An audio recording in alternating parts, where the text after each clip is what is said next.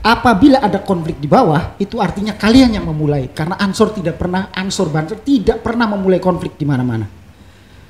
Dan kalau konflik dengan kami akan habisi di seluruh Indonesia organisasi ini. Oh, nah. Saya tahu kok mereka ini nyalinya ciut, ya. Omongnya aja gede.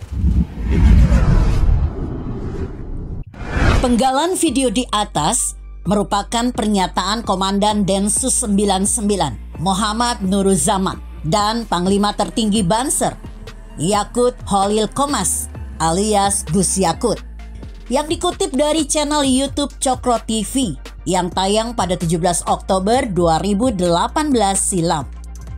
Meskipun pernyataan Gus Yakut dalam acara Seruput Kopi bersama Denny Siregar sudah cukup lama, ternyata masih sangat relevan dengan ancaman PA 212 yang menuding Gus Yakut telah menista agama Islam karena membandingkan azan dan gonggongan anjing. Pernyataan Muhammad Nuruzaman dan Gus Yakut merupakan jawaban dari ancaman PA 212. Nuruzaman berkisah, suatu ketika ada salah satu pimpinan ormas radikal sempat mengancam Gus Yakut serta mengeluarkan pistol dan diletakkan di atas meja sambil mengintimidasi dan mengancam. Namun Gus Yakut tidak bergeming sedikit pun. Saya meyakini ketua umum ini memang sakti karena tidak takut sama sekali, terang Nuruzaman kepada Denny Siregar. Kemudian Gus Yakut menegaskan, kami tidak pernah bermusuhan dan kami tidak pernah berteman dengan kalian. Apabila ada konflik di bawah, itu berarti kalian yang memulai. Karena Ansor dan Banser tidak pernah berkonflik di mana-mana. Dan kalau mau konflik dengan kami akan habisi organisasi kalian di seluruh Indonesia. Kalau mereka menantang kami, maka akan kami habisi. Itu yang dinyatakan oleh ketua umum saat itu. Saya juga kaget, padahal ada pistol di situ, terang Nuruzaman. Lantas Gus Yakut menimpali bahwa apabila sampai tidak bisa pulang kala itu, ia memastikan organisasi Islam radikal yang dipimpin oleh orang tersebut akan habis di seluruh Indonesia. Saya tahu mereka itu nyalinya ciut, omongnya aja gede, tegas Gus Yakut.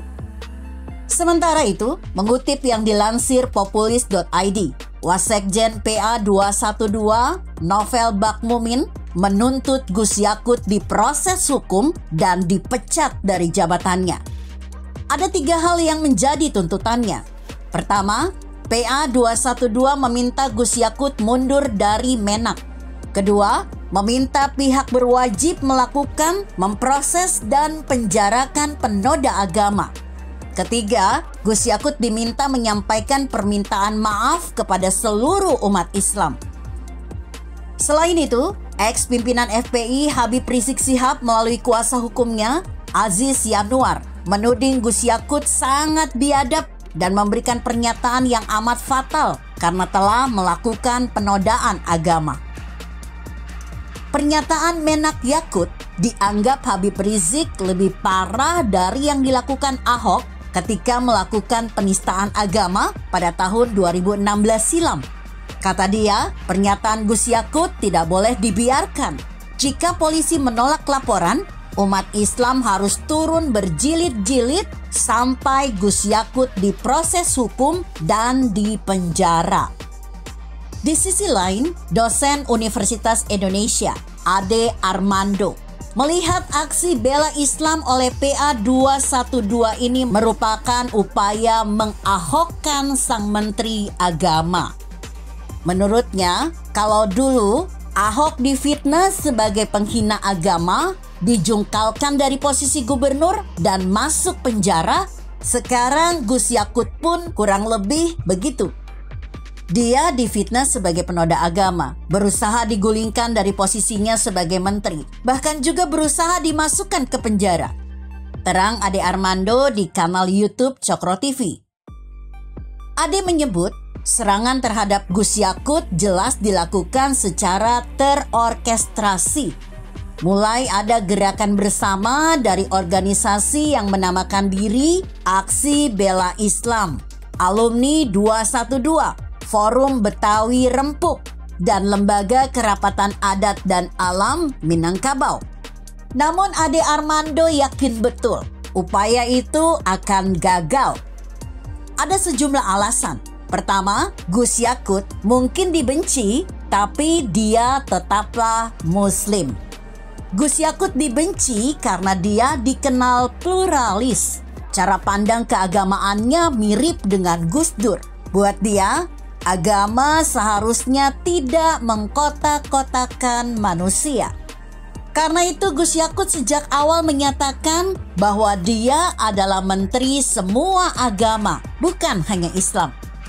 Dia meminta semua kegiatan Kemenak tidak hanya diawali dengan pembacaan ayat suci Al-Quran, melainkan semua agama yang diakui di Indonesia.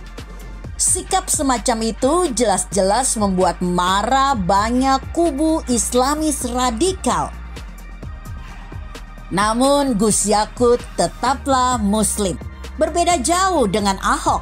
Ahok dulu dibenci karena dia Tionghoa dan penganut Kristen. Apalagi dia gubernur DKI. Bagi kaum Islamis radikal, kombinasi itu adalah sebuah hal yang tidak bisa diterima. Bagi mereka, bersahabat dengan Kristen saja sudah menyalahi ajaran Islam. Banyak dari mereka yang percaya Kristen adalah kafir dan kafir adalah musuh. Ditambah lagi dengan Tionghoa yang difitnah sebagai musuh bangsa. Namun semua itu tidak berlaku bagi Gus Yakut. Dia seorang Muslim. Para penentangnya tidak bisa menggunakan rujukan ayat untuk menjatuhkan dia. Gus Yakut tetaplah saudara seiman, bukan kafir yang harus diperangi.